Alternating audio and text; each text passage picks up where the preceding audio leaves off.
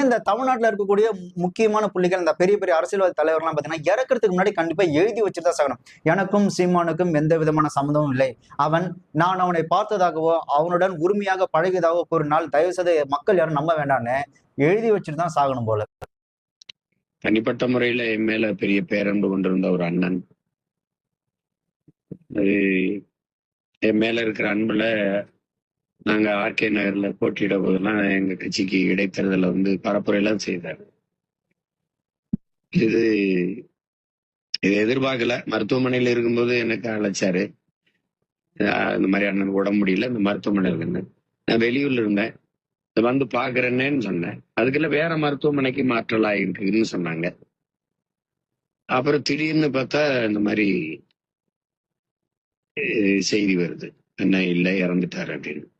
அப்படி சொல்லாத சொல்றான்னா அவன் எவ்வளவு பெரிய அயோக்கியனா இருப்பான். அதாவது அதான் மறைஞ்சி திரியிறானு, ஒளிஞ்சி திரியிறான். அவனை கோர்ட்ல நிக்க வச்சா 4 அடி கொடுப்பாங்க. அந்த சீமானு கூட அவன்லாம் ஒரு